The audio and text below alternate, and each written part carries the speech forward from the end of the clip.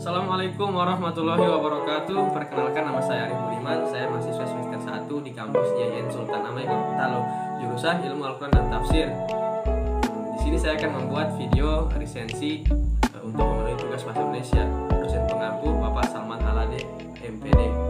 Jadi teman-teman, kali ini saya akan membuat video resensi untuk memenuhi tugas mata kuliah bahasa Indonesia saya.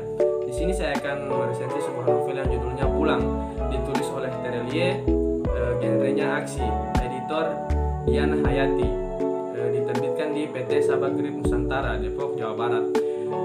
Tahun terbit 2015, tebal buku 395 halaman dengan ukuran 20 cm.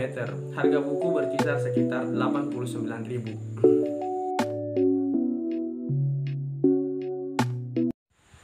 Terelie adalah salah seorang penulis novel berbahasa Indonesia, lahir pada tanggal 21 Mei 1979 di Lahat Tanderajat, Palembang, Sumatera Selatan, dan telah menghasilkan banyak novel, diantaranya Komik Minor, Nebula, Berdebah di Ujung Tanduk, dan lain-lain. Terelie bukanlah nama aslinya, melainkan sebuah nama pena yang digunakan oleh si penulis. Nama aslinya adalah Darwis, penulis dan akuntan yang memulai debut kepenulisannya pada tahun 2005.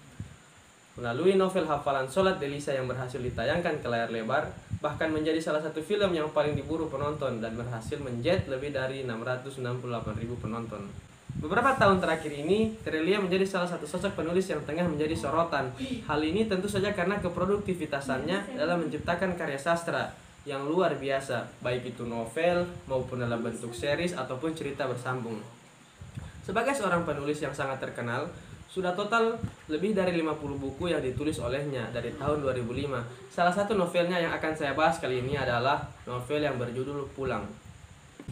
Pada kesempatan kali ini saya akan meresensi salah satu novel Terelie yang judulnya Pulang. Saya memberi judul Pulang Menjemput Kedamaian pada resensi yang saya buat kali ini karena di dalam novel ini mengangkat kisah perjalanan sosok seorang pria kecil dari pelosok daratan Bukit Tinggi yang kemudian dibawa ke kota untuk ditempa menjadi seorang tukang jagal dunia.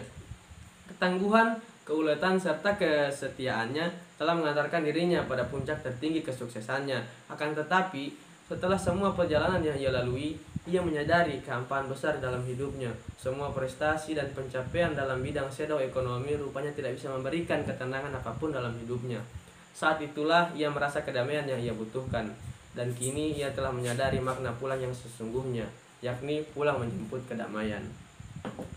Ia telah melewati berbagai macam pertempuran serta pengkhianatan yang begitu menyakitkan. Bahkan karena kefokusannya menjalani bisnis milik keluarga Tong ini, ia sampai tak sempat mengucap salam perpisahan kala bapak dan ibunya pulang menghadap Tuhan.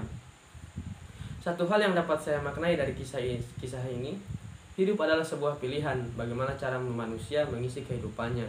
Menghabiskan kehidupan atau menyanyiakan kehidupan juga merupakan sebuah pilihan. Pada akhirnya, kita semua akan pulang dan mencari ketenangan yang sesungguhnya. Maka dari itu, berhati-hatilah dalam membuat suatu keputusan dan menentukan sebuah pilihan. Menurut saya, yang kurang dari novel ini adalah beberapa part yang mengambil peran besar dalam cerita seperti shadow ekonomi dan keluarga-keluarga penguasa lainnya. Saya masih kurang mengerti tentang bagaimana shadow ekonomi bergerak dan tujuannya apa, serta yang membuat keluarga-keluarga besar itu menjadi penguasa. Tapi di setiap kekurangan tentulah ada banyak kelebihan. Di sini penulis menurut saya berhasil dalam memperlihatkan apa arti pulang yang sesungguhnya dan membuat pembaca dapat bersimpati pada tokoh utama di dalam cerita. Semua hal itu dituliskan dengan pilihan-pilihan kata yang menarik dan sederhana namun tepat sasaran. Novel Pulang ini layaknya buku pelajaran yang sangat bermakna dengan alur cerita yang begitu menghanyutkan. Bahkan pembaca dibuat enggan berpaling oleh penokohan sosok bujang yang nyaris sempurna ini. Begitulah ciri khas dari Terelie. Ia memang tak pernah gagal menciptakan tokoh yang begitu melekat di hati para pembaca. Saya sarankan kepada teman-teman agar kiranya dapat membaca kisah dari buku ini. Terima kasih, semoga bermanfaat dan selamat membaca.